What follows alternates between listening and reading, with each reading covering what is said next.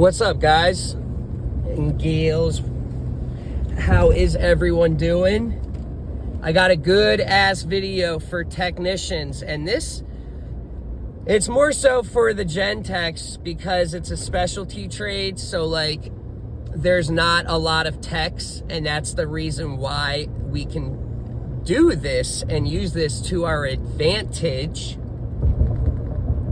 in terms of hourly rate and hearing about job opportunities and job pay rate. So, every single person should be doing this. Unfortunately, it's going to go in one ear and out the other for a lot of people. That's all good. We need those people to not do it. You know what I'm saying? Like, we need to be the smart people. So whoever the hell sees value in this and does it, I mean, let me know when you benefit from it. I promise you it'll be pretty damn quick. So listen, this is going to be about like setting yourself up to find the best offers and to hear about them as much as possible to stay in the loop in terms of pay rate. Okay?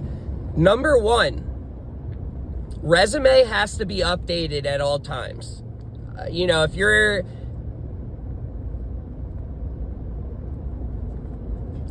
It can be kind of shady. I would probably leave out, unless you've been at only like one job.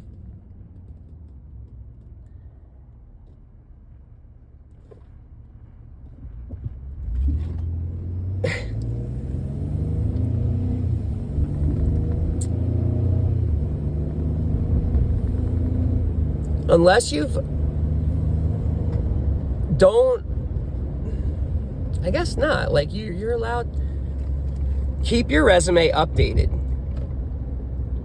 And I'm talking, up to like 6 months ago, basically. It doesn't matter if you've been at the same job for 15 years, just write down what you know. I'll give you my resume and you can imitate it in a way and think of the other things that you know that I don't know, et cetera, et cetera. Okay, so I'm going north. Let me see here.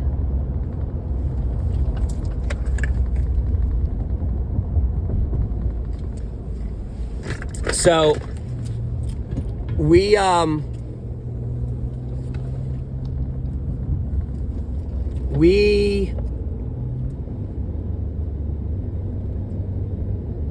all right, so update the resume. And honestly, like I said, it's going to go in. Some people might not think it's going to be beneficial, and some might, and they'll use it. I would honestly copy my resume the way it is set up. It's a tad bit different than everyone else's typical dumb resume. At the beginning, I mean, it's not much different, but it's different. At the beginning, I put a little summary of my career so far. I talk about my activities that I'm involved in,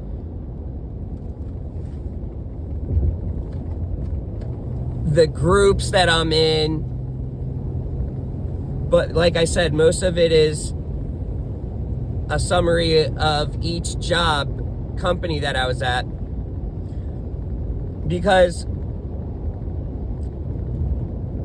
I hate to tell you guys this, for those that don't know this, typically working at one company, especially if you start there as a helper type deal, you will not make the same amount of money if you stayed there and just let them give you their raises that they want to give you, which is what? I mean, unless you got a cool boss that sees the value, which is not that often. But then again, we are a very small trade, so they can't afford to lose us like other trades can lose their guys because they're replaceable.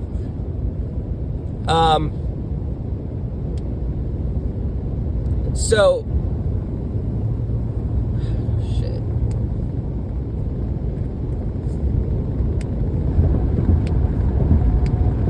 So basically, I tell people, listen, don't go after that number one company first. Unfortunately, don't do it. Because, and what I mean by that is like maybe like a OEM company. I feel like at Caterpillar or any of those OEMs, if you started as a helper at like 18 an hour or something, they're not going to give you $5 raises, I don't think. I think they're going to try and kick your ass and give you $1 raise every year.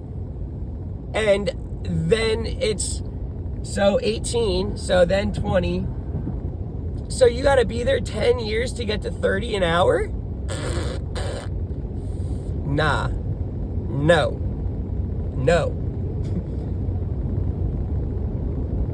I told y'all my succession thing. It was helper at 14 an hour. Then they started doing evaluations after I'd been there like 2 years, and I was I knew the most out of this, what I was doing. Like, I could do more than all the electricians because I was learning the generator side of things too.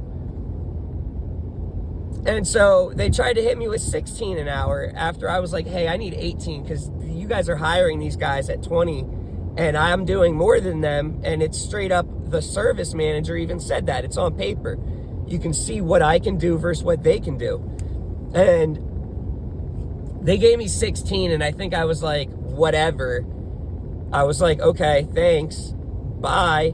Like, I'm going to look for another job secretly. Don't ever quit on the spot unless you have to.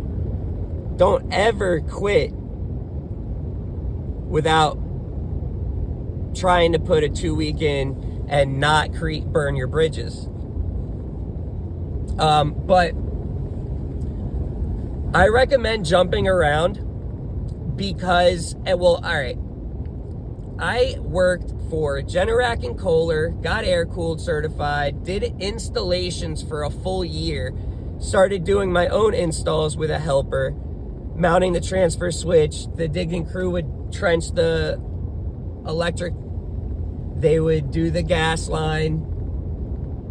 I'd put down the emergency, the load 2-inch or 1.25 inch, whatever. And then if it was Kohler, we would have to do a second pipe or even a third one for a battery charger and then one for the controls. I remember the Belden cable, the shielded bolt, the shielded stuff. And so I got a lot of experience. They started letting me go to the bigger jobs that they had, load banking, and I was watching shit, commercial stuff. Then I got hired at an industrial or a commercial business. Pioneer Critical Power. They treated me very well before the first week I worked there. The first week that I started work, they had me flying out to Taylor Power Systems in Jackson, Mississippi to get a week of training with like 7 other techs from their Minnesota branch. So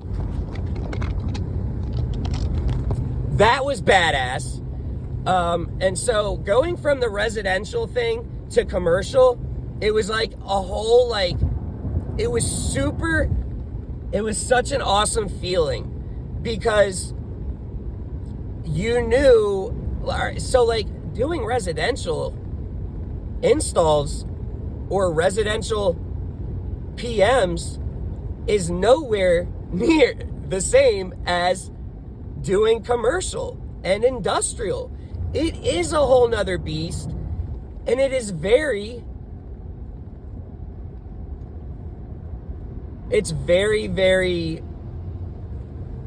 what's that word called?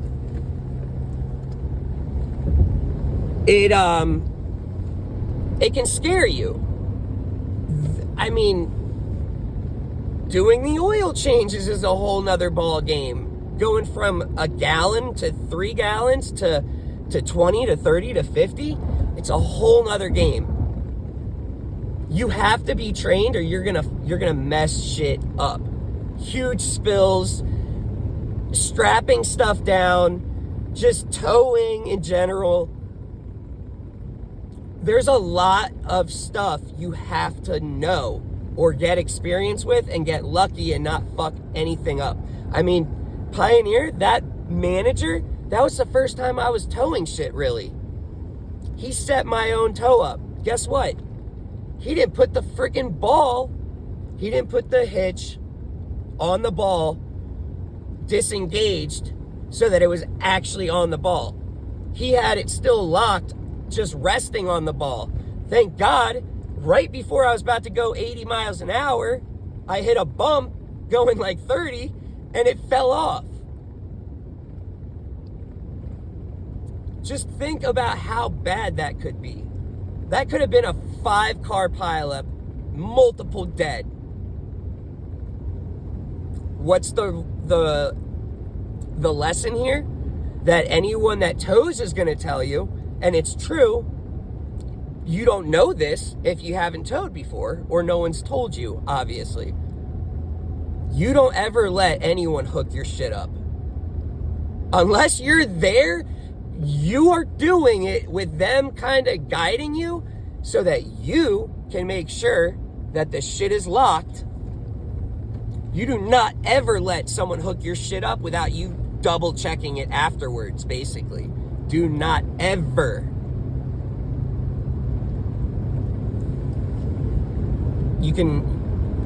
Accidents happen like that, and they're not small accidents, guys. It's like flipping a trailer on, the highway. So, I had that happen, but back to what I'm trying to get at. Pioneer, what I'm trying to get at now is recruiters. And it ties together with your resume, because that ties together with job websites, job opportunity websites.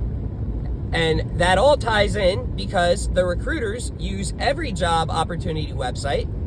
Then they use all of their clients that they build up, which in this industry, any big name company is more than likely gonna be having a recruiter on standby, basically. So having your resume updated, putting every single certification you've ever achieved, it doesn't matter if it's expired or not. When they ask you if it's expired, you say it's expired. Until then, this is the work you've put in extra. Certifications are extra.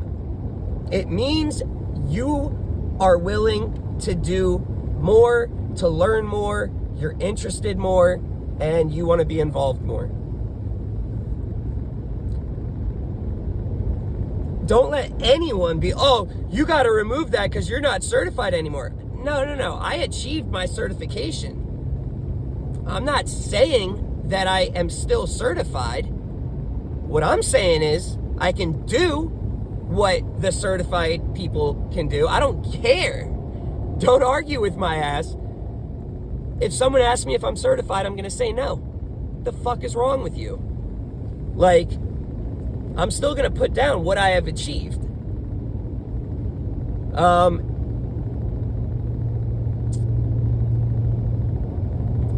Also, so having your resume updated, then having it stand out a little bit, which I can show you mine. But like I've said before, don't have it stand out if you're not a standout type of person. I'm crazy. Like, you can see that instantly. I stand out. So don't be doing some shit copying my resume and they're expecting you to fucking talk your ear off and you're just like, yeah. They're gonna be like, what the fuck? They're gonna think you're extra weird then. And it's gonna be a negative effect. Make it how you feel it should be. Maybe copy the layout, less or more, whatever. And now, this is where it gets interesting. Very interesting. And don't let them fool you. They're making hella money off your ass. Don't let them fool you. I'm talking 5 to 10 plus.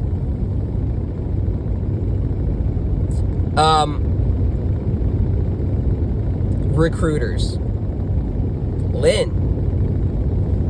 Bemina, whatever it is. Premier Generator Tech Group. That is a recruitment company that runs that generator page. She's got her team. She's got her team of recruiters that call around. They, then either they're calling people or they're looking up people to bring into the trade that might have similar backgrounds, or they're looking for people in the trade that are not yet on social media or some shit. They're just always building the group base. And they find technicians. They got me the job at Pioneer. And they got me from, I guess I didn't even really get that big of raises at that point. It went from 14 to 16, then to 20 at Pioneer. I'm at 20 at Pioneer. They sent me to training, finished that, and they're happy with me. They ended up getting a contract with Home Depot to install monitoring. Gen Tracker is the brand. Dane Olson, he's in some of the groups. I dealt with him for a long ass time. Well, I did it for like 3 months. So at Pierce or at Pioneer, it was me,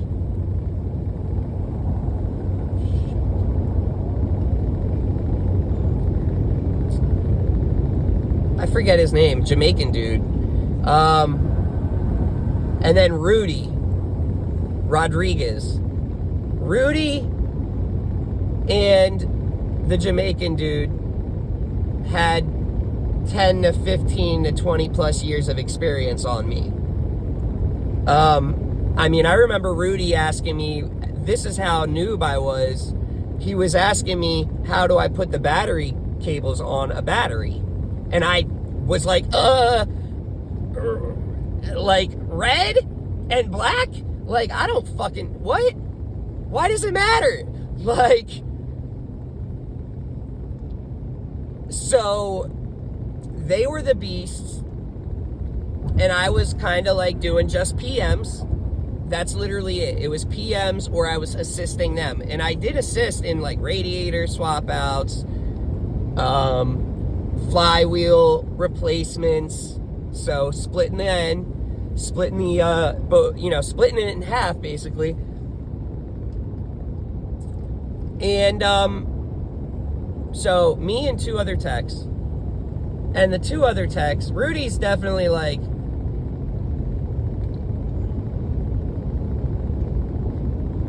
I don't know. But none of them wanted to do the Home Depot thing. And this was not easy.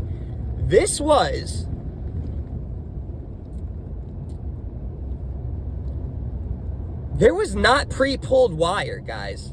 So I had to route and trace out the existing pipes and fish tape through them to bring in new wire. Whether it was fish taped through them or using an existing wire to pull in new wire plus the replacement wire,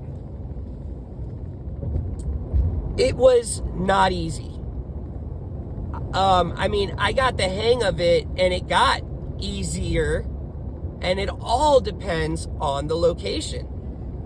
For the most part, Home Depots have about 5 different layouts in terms of the building. Like, you'll see different Home Depots have different layouts. And it all depended on that layout. Some of them had shit upstairs. Some of them had decently long runs. Some had spare pipes. Some had spare wire. Not more than like 3 out of like the 30 or 40. I think I did 40. I did 40 of them over like 2.5 months. And believe it or not, so the truck I got was sick as hell too. At APS, they gave me some like 1980 Dodge 24 valve Cummins turbo diesel. I fucking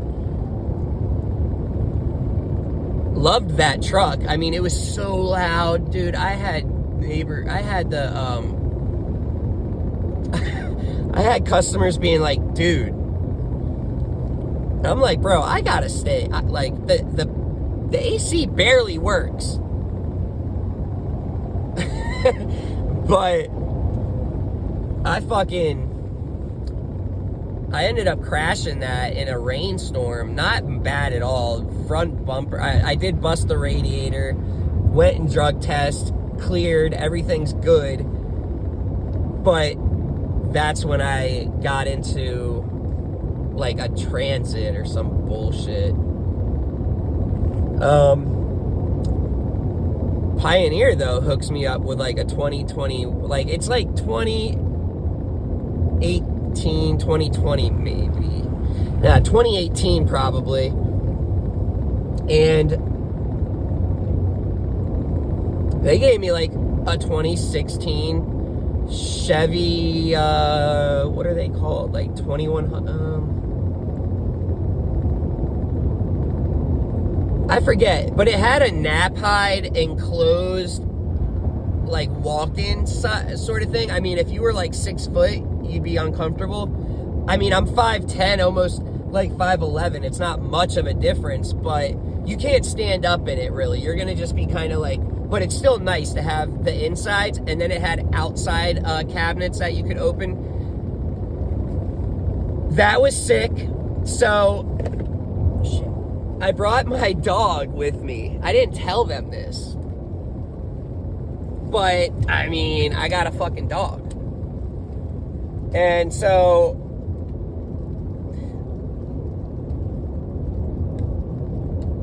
basically, it wasn't nothing. So, what I did was, I stayed at La Quinta's.